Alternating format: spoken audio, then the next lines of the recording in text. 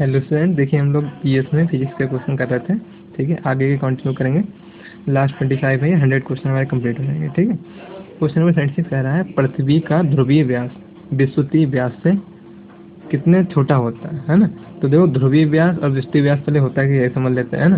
देखिए, पृथ्वी को पहले तो सेफ समझिए, पृथ्वी कैसी है ना। हमें अभी तक तो ये पता है कि पृथ्वी कैसी होती है, स्फेरिकल होती है या कहेंगे गोल है। ये पृथ्वी का शेप कैसा, गोल नहीं। अगर ये गोल होती तो जितना इधर से व्यास होता तो इसको क्या बोलते हैं, ध्रुवीय व्यास। यहाँ पे ध्रुव होते हैं, ये ध्रुवीय व्यास, और इसको बोलते हैं विषुवतीय व्यास, है ना, या इक्वेटर, है ना। तो ये दोनों बराबर होने चाहिए, लेकिन नहीं, ये बराबर नहीं होते हैं, है ना। क्वेश्चन आ गया हमारे सामने, समझो जरा।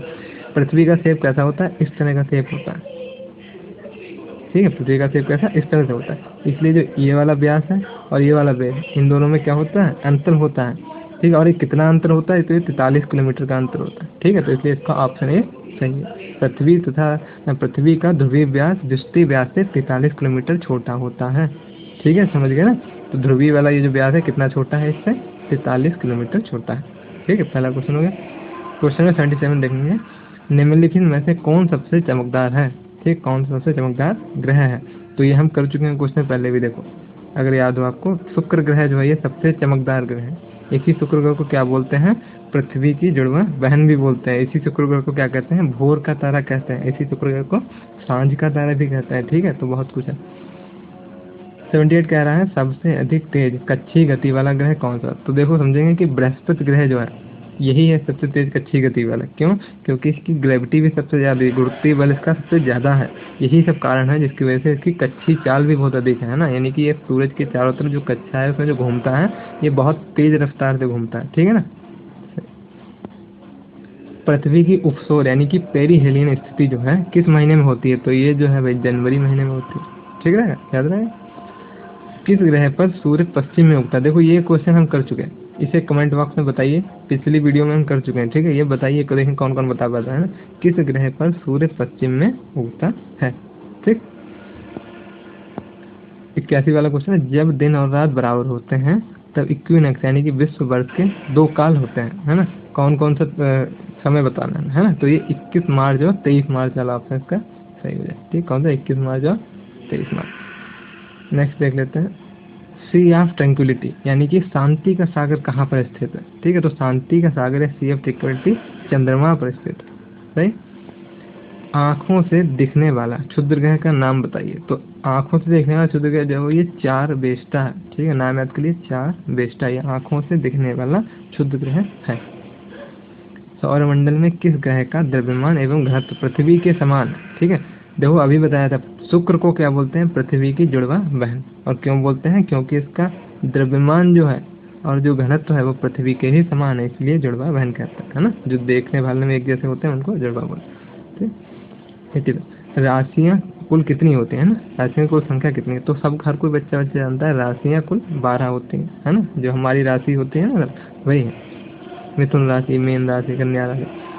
86 वाला क्वेश्चन देख लेंगे, 2 ग्रह जिनके पास उपग्रह नहीं है। ये भी हम क्वेश्चन पहले कर चुके हैं। ठीक है, लेकिन फिर इसका आंसर आपको बता देता हूँ। वो 2 ग्रह कौन से हैं, बुध और शुक्र हैं, जिनके कोई उपग्रह नहीं है। क्या कारण है ये अलग विषय है, लेकिन बुध और शुक्र ये सूर्य के सबसे पास वाले 2 ग्रह हैं। उसके बाद हमारी पृथ्वी आती है। ठीक, पृथ्वी का एक उपग्रह है और वो कौन सा है, चंद्रमा। लेकिन बुध और शुक्र के कोई उपग्रह नहीं है। ठीक है, 0 उपग्रह। 80 सौरमंडल का सर्वाधिक गर्म ग्रह। ठीक है, सर्वाधिक गर्म ग्रह कौन था, शुक्र। ये भी पहले हम बता चुके हैं आपको। शुक्र क्यों है, क्योंकि यहाँ पे CO2 सबसे अधिक मात्रा में प्रेजेंट है। इससे पहले कौन सा आता है, बुध आता है, मगर ये नहीं है। क्यों गर्म नहीं है, क्योंकि ये आता तो पहले है, मगर शुक्र में क्या CO2 अधिक मात्रा में, इसलिए ज्यादा हॉटेस्ट हो जाता है। ठीक, तो सर्वाधिक गर्म ग्रह कौन सा है, शुक्र ग्रह। ठीक है, याद रखना ये। मनुष्य द्वारा भूमि पर लगाया गया एक दबाव सबसे अधिक कब होता है। तो देखो ऐसे क्वेश्चन बहुत बार नजर में आएंगे आपके कि कब होता है। तो हमेशा याद रखो, जहाँ हम फोर्स ऊपर से लगा रहे हैं, सपोज करो यहाँ भी F फोर्स लगा रहे हैं ऊपर से, यहाँ दबाव लगा रहे हैं ना ऊपर, ये भी F फोर्स। तो ये जो कह रहे हैं दबाव जो है सबसे अधिक कब होगा, है ना।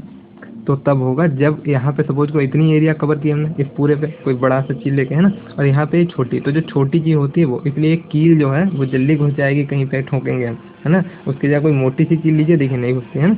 तो कम एरिया होगा तो दबाव अधिक होगा, समझ रहे। तो कम एरिया का मतलब है जब वह पैर की पदांगुली पर खड़ा होगा, जब दोनों पैरों सपाट रखेगा, देखो नहीं हो पाएगा। यही वाला बी वाला ऑप्शन इसका सही हो गया। क्या, जब वह एक पैर की पादांगुली यानी एक उंगली पर खड़ा हो जाएगा तो एरिया कम कवर करेगा और दबाव सबसे अधिक लगेगा। ठीक है।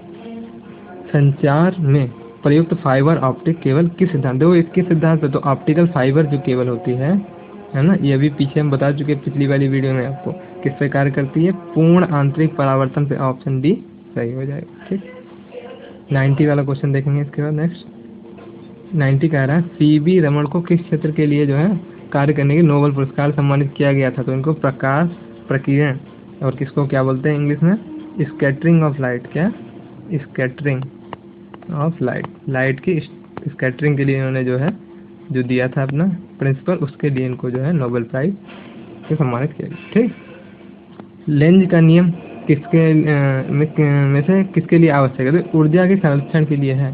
ठीक है, लेंज का नियम क्या, ऊर्जा की संरक्षण के बारे में हमें बताता है। परमाणु के नाभिक में होते हैं, देखिए नाभिक के अंदर क्या होते हैं, प्रोटॉन होते हैं और न्यूट्रॉन होते हैं, और 12 हम जानते हैं क्या, इलेक्ट्रॉन चक्कर लगाते रहते हैं, है ना, चारों तरफ। तो प्रोटॉन न्यूट्रॉन कहाँ लिखा है, प्रोटॉन व न्यूट्रॉन, ये हो जाएगा। ठीक, न्यूट्रॉन की खोज किसने की थी, देखो इसके लिए निमोनिक समय याद ही होना चाहिए। क्या होता है, ईंट, दोबारा बता रहे, देखो एक बार पिछली वीडियो में बता दी, ईंट पर नाच, है ना। इलेक्ट्रॉन की खोज की थी थॉमस ने, प्रोटॉन की खोज की थी रदरफोर्ड ने, और न्यूट्रॉन की खोज की थी चैडविक ने। तो चैडविक ये हमारे सही हो जाएंगे, ये कहाँ है, ठीक है, चैडविक। नेक्स्ट देख लेते हैं परमाणु क्रमांक। परमाणु क्रमांक क्या होता है, देखो जितने इलेक्ट्रॉन होते हैं वही परमाणु क्रमांक बोला जाता है, या फिर जितने प्रोटॉन होते हैं, ये दोनों इलेक्ट्रॉन प्रोटॉन बराबर होते हैं।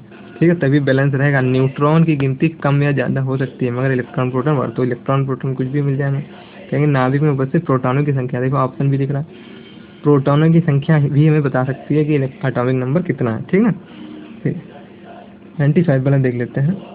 एक क्षण चुंबक द्वारा उत्पन्न चुंबकीय बल रेखाएं, है ना, बिल्कुल विच्छेद नहीं करती हैं, केवल बिल्कुल विच्छेद नहीं कर, बिल्कुल सही, यही हमें लगा है ना, पहली बार इसी पर नजर पड़ी, और ये बिल्कुल विच्छेद नहीं कर सकती हैं क्षण चुंबक के द्वारा उत्पन्न चुंबकीय बल रेखाएं।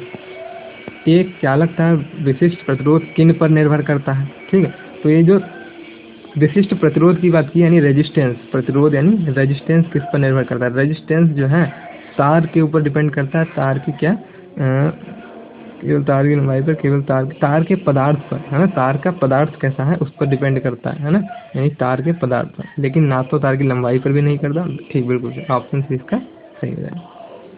परमाणु बम आधारित है, परमाणु बम किस पर आधारित है, तो ये जो है हमारा परमाणु बम जो होता है नाभिकीय विखंडन पर। अब नाभिकीय विखंडन दो जगह है, यहाँ भी है और यहाँ भी है ना। तो देखिए परमाणु बम यानी एटॉमिक बम जो है अनियंत्रित नाभिकीय विखंडन, समझ लीजिए, अनियंत्रित, कोई नियंत्रण नहीं, हमने बम फेंक दिया और उसे फटने दो, है ना, नियंत्रित नहीं कर, नियंत्रित हम वो करते हैं जो लैब में चीजें कुछ बनाते हैं, है ना, ये तो एटॉमिक बम है, तो बना दिया हमने, है ना, अब अपना कार्य वो करेगा, है ना, विखंडन वहाँ करेगा। हाइड्रोजन बम, अच्छा तो एटॉमिक बम किस पर था, न्यूक्लियर उस पर, है ना, फ्यूजन पर, लेकिन ये किस पे होगा, न्यूक्लियर, वो न्यूक्लियर फ्यूजन पे था, ये किस पे होगा, न्यूक्लियर फ्यूजन यानी नाभिकीय संलयन पर। हाइड्रोजन बम है, जैसे सूर्य पर ऊर्जा बनती है, हाइड्रोजन आइटम दो कंबाइन करके हीलियम बनाते हैं, उस तरह से नाभिकीय इसको बोलते हैं संलयन, है ना, तो ये भी उसी पे बम भी काम कार्य करेगा। ठीक, नेक्स्ट देखेंगे सिलिकॉन तथा जर्मेनियम अर्धचालक होते हैं, है ना, तो सिलिकॉन इसमें कौन से संयोजी, एक संयोजी, ये 4 संयोजी होते हैं, चतुर्थ संयोजी, जैसे एक सिलिकॉन है, इसके चारों तरफ 4 स्पेस होते हैं खाली, है ना, इस तरह। पॉजिट्रॉन का खोज किसने की थी, है ना, तो पॉजिट्रॉन की खोज करने वाले जो थे हमारे ये एंडरसन साहब थे। ठीक है, एंडरसन साहब ने खोज की थी पॉजिट्रॉन की। ठीक है, आज के इतना ही, थैंक यू।